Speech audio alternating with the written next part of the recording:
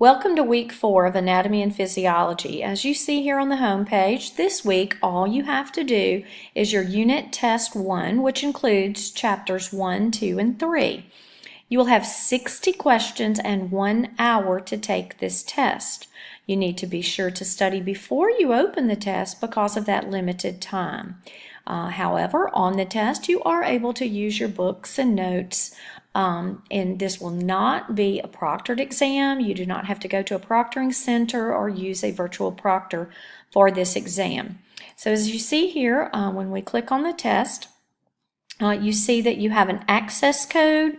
You put in that access code as with your other quizzes, and that access code is unit test 1, all lowercase, no spaces.